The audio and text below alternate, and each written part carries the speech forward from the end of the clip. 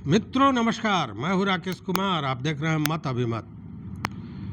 मित्रों, बिहार में double engine की सरकार है और कभी आपने डबल इंजन की रेलगाड़ी को देखा होगा तो आप देखिएगा कि अमूमन रेलगाड़ी के सबसे अगले हिस्से में एक इंजन लगता है, पिछले हिस्से में एक इंजन लगता है और दोनों का ही मुंह मतलब दिशा एक ही होती है। मतलब कि अगर पूरब की तरफ जाना है तो दोनों इंजन का मुंह पूरब की ओर ही होगा ताकि उस गाड़ी को सुगमता से अपने गंतव्य तक पहुंचाया जा सके। बिहार में भी डबल इंजन की सरकार है, लेकिन लगता है कि दो सिरे पर यह लगा हुआ इंजन दोनों दो दिशा में चल रहा है। अब ये मैं क्यों कह रहा हूँ, जरा मेरी बातों को समझने का प्रयास कीजिएगा। आपको याद होगा कि बिहार में विशेष भूमि सर्वेक्षण हो रहा था और इसके लिए सर्वेक्षण कर्मियों की नियुक्ति की गई थी संविदा पर। लगभग 13,000 लोग हैं जो हड़ताल पर विगत 16 तारीख से 16 अगस्त से बैठे हुए हैं। उनको संविदा पर रखा गया था 11 महीने के, और हर 11 महीने के बाद फिर उसको बढ़ाया जाता है। तो उनका है कि काम हम नियमित ढंग का कर रहे हैं, रेगुलर काम है तो हमको भी नियमित किया जाए। जैसे शिक्षकों को किया गया, पूर्व में अमीन को किया गया, उसी तरह हमको भी किया जाए, यही मांग था। कुछ वेतन वगैरह की मांग थी। मांग बहुत बड़ी या नाजायज नहीं थी, लेकिन उन लोगों को विभाग, यह लगभग 1 महीना होने जा रहा है ना इस हड़ताल को, लेकिन विभाग की तरफ से कोई सुनवाई नहीं हुई।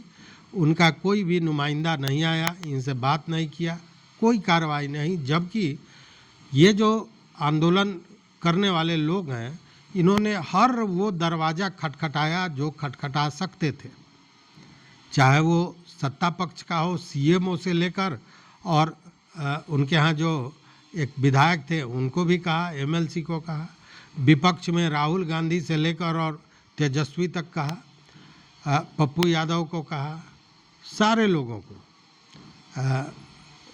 जन सुराज के लोगों को कहा, सारे लोगों को कहा गया, लेकिन रास्ता निकलता कुछ नज़र नहीं आया।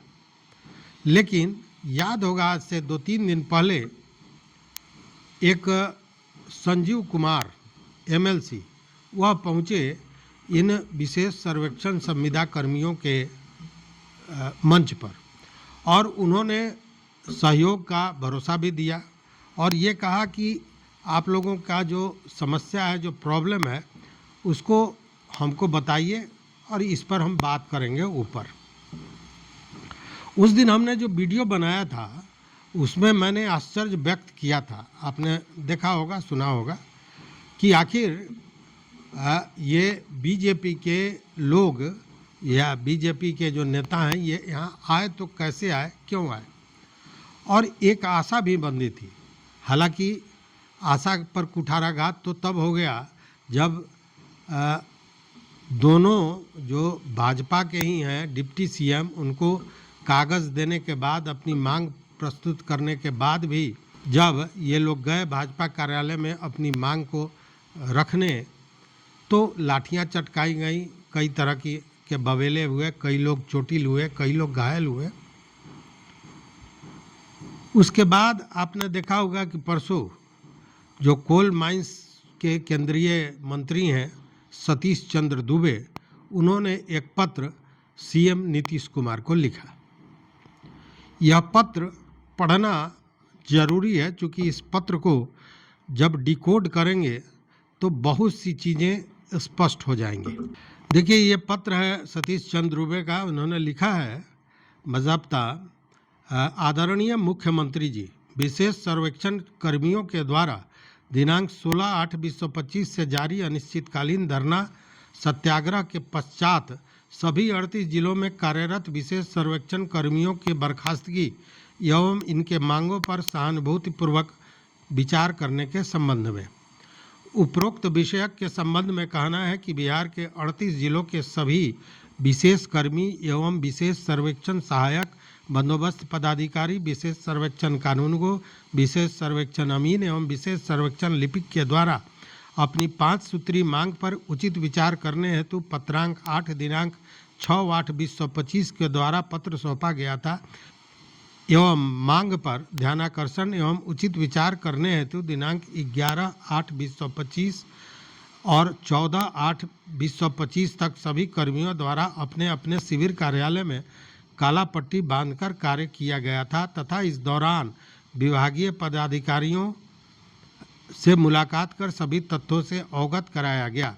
पुनः पत्रांक 16 दिनांक 11/8/25 को इन लोगों के द्वारा विभाग को स्मरण पत्र सौंपा गया, परंतु विभाग द्वारा उचित आश्वासन नहीं प्राप्त होने के कारण सरकार तक अपनी मांगों को पहुंचाने हेतु गर्दनी बाग पटना में दिनांक 16/8/2025 से लगातार शांतिपूर्ण अनिश्चितकालीन धरना सत्याग्रह शुरू किया गया, जिसके बाद विभाग द्वारा सभी कर्मियों को तत्काल प्रभाव से बर्खास्त कर दिया गया, जिससे सभी कर्मी काफ़ी हतोत्साहित हैं। इसके बावजूद भी धरना सत्याग्रह एवं भूख हड़ताल जारी है, जिससे कई कर्मियों की स्थिति काफ़ी नाजुक हो चुकी है। अतः आग्रह है कि उपरोक्त वर्णित बातों पर ध्यान आकृष्ट करते हुए विशेष सर्वेक्षण कर्मियों के 5 सूत्री मांगों पर सहानुभूतिपूर्वक विचार करते हुए उचित आश्वासन देने हेतु नियमानुसार आवश्यक कार्रवाई करने की कृपा करेंगे। भवदीय सतीश चंद्र दुबे। आदर सहित श्री नीतीश कुमार जी, माननीय मुख्यमंत्री बिहार सरकार, पटना। अब यह पत्र आपने देख लिया। अब इस पत्र को पूरा पढ़ने का मतलब जो था वो पहले समझ लीजिए, फिर इसका राजनीतिक कारण क्या है वो अभी बताएंगे, चूँकि डिकोड करेंगे तो पूरी तरह। सबसे बड़ी बात यह है कि विभाग ने जिन आरोपों के तहत इन सर्वेक्षण कर्मियों को हटाया, वो आरोप यह पत्र पूरी तरह खारिज कर देता है। विभाग ने जो आरोप लगाए हैं वो झूठा आरोप है, वो गलत बोला गया है इन कर्मियों को लेकर, यह इस पत्र से स्पष्ट होता है। चूँकि हड़ताल पर जाने के पूर्व कितनी बार इन्होंने पत्र लिखा, कैसे काली पट्टी लगाकर इन्होंने विरोध प्रदर्शन किया, और स्मारक पत्र भी बाद में दिया कि भैया हम जाने वाले हैं, अब तो कुछ करो।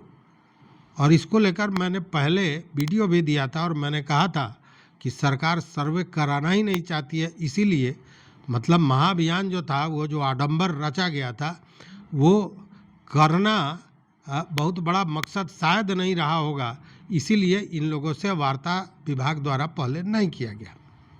और उन्हीं बातों का जिक्र सतीश चंद्र दुबे जो केंद्रीय मंत्री हैं, भाजपा के हैं, उन्होंने इससे स्पष्ट कर दिया है। अब बात थोड़ा राजनीतिक कर लेते हैं कि सतीश चंद्र दुबे अगर केंद्रीय मंत्री हैं तो निश्चित रूप से भाजपा के कद्दावर नेता हैं।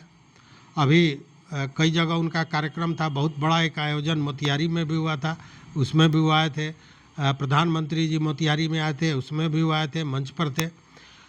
तो कद्दावर नेता हैं और उन्होंने यह पत्र नीतीश कुमार को लिखा। दूसरी ओर संजीव कुमार जो एमएलसी हैं, उनको भी कद्दावर बड़ा नेता माना जाता है, जुझारू नेता माना जाता है।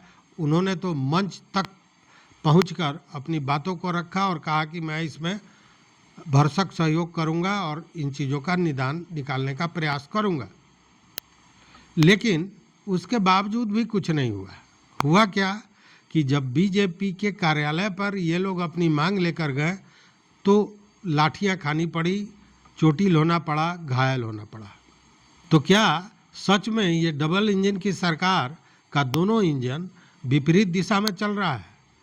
मतलब कि भाजपा की बात जदयू नहीं मानेगा, जदयू की बात भाजपा नहीं मानेगा, यही चल रहा है क्या? हालांकि आंतरिक लड़ाई भी बहुत गहरी है। आंतरिक लड़ाई मैं इसलिए कह रहा हूँ कि जो दोनों उप मुख्यमंत्री हैं, दोनों ही भाजपा के हैं, सम्राट चौधरी जी हैं और विजय सिन्हा जी हैं।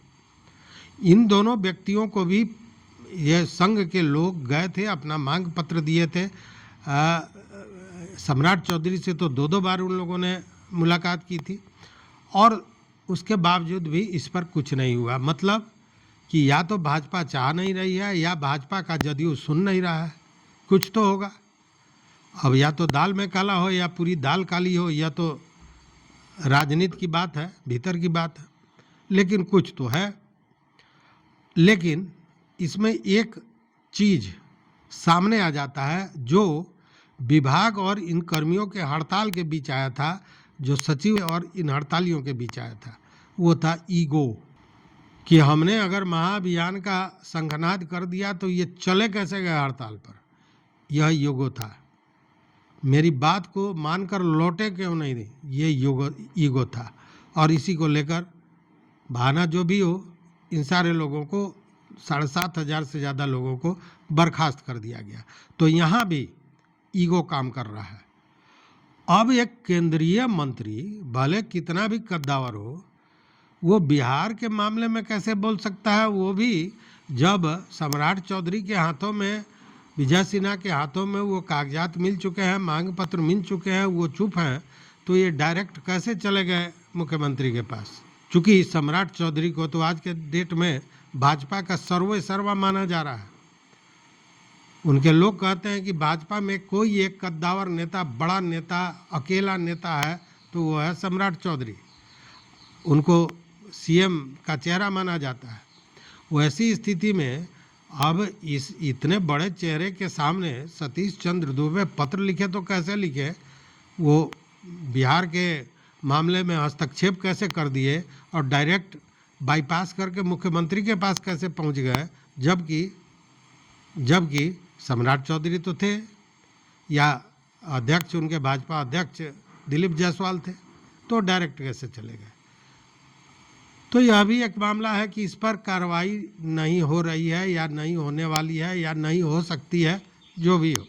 हालांकि सतीश चंद्र दुबे बिहार के हैं, पश्चिम चंपारण से हैं, वहीं से सांसद हैं, मंत्री बने हैं और कद्दावर नेता भी हैं, अपनी पकड़ रखते हैं। बावजूद बिहार में उनके पत्र का क्या असर हो रहा है, यह देखने को मिल रहा है।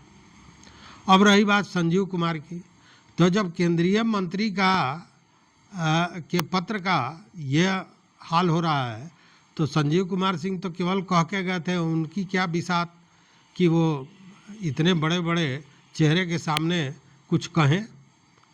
वो तो आरजू मिन्नत विनती ही कर सकते हैं या फिर बगावत कर सकते हैं। तो चुनाव का समय है, इसमें वो इन निरीह प्राणियों के लिए, जिनको संविदा कर्मी कहते हैं, उसके लिए वो बगावत क्यों करेंगे साहब। चूँकि सब कोई का अपना राजनीतिक हित है और उसको साधना है।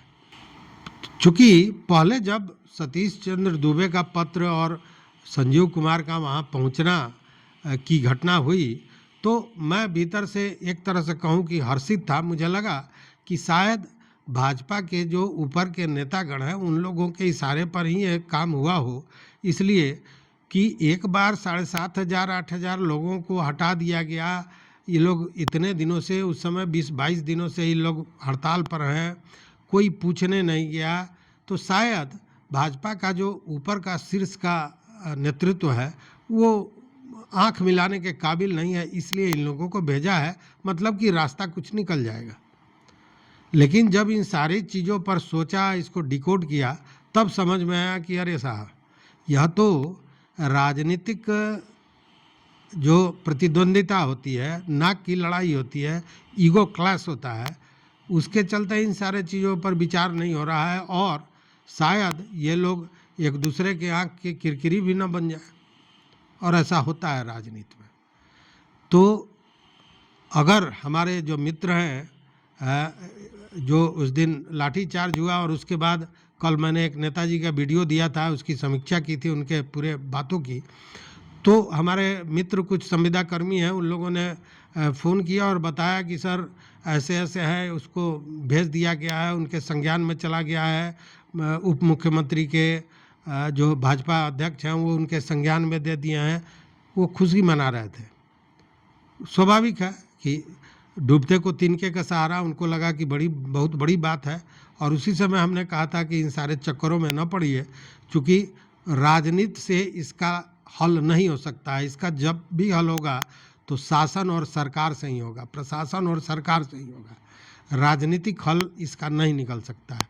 राजनीति केवल दबाव दे सकता है। चूँकि मंत्री जी तो चुप है, मौनी बाबा बने हुए हैं, तो बात समझ में कैसे आवे, जबकि वो भी भाजपा के हैं। कहने का मतलब कि इन सारे चीज़ों से अगर आप खुश हो रहे हैं या आपके भीतर कुछ आशा जग रही है, तो इसके बदौलत वो उचित नहीं है। आशा इसलिए जगनी चाहिए कि आपका जो आंदोलन है वह बहुत मजबूत है, आपको सारे लोगों का समर्थन मिल रहा है और आपकी मांगे जायज़ हैं, तो इसके आधार पर आपका भरोसा होना चाहिए। यह राजनीतिक स्टंट केवल दिखावा होता है। इसके भीतर ये ढोल है, ऊपर से पीटिएगा, लेकिन जब ढोल के भीतर देखिएगा तो कुछ नहीं होता है, खाली रहता है। तो यही स्थिति है। ये जो पत्र और जो भाजपा के नेता जो बयान दे रहे हैं, पत्र लिख रहे हैं, मंच पर पहुंच रहे हैं, उसकी परिणति यही होनी थी और यही हुआ है। तो इस वीडियो में बस इतना ही। देखते रहिए मत अभिमत। मित्रों, चैनल पर नए हो तो सब्सक्राइब कीजिए, लाइक कीजिए, दोस्तों के साथ शेयर कीजिए और अपना विचार जरूर दीजिए। बहुत बहुत धन्यवाद। कोटिशः आभार।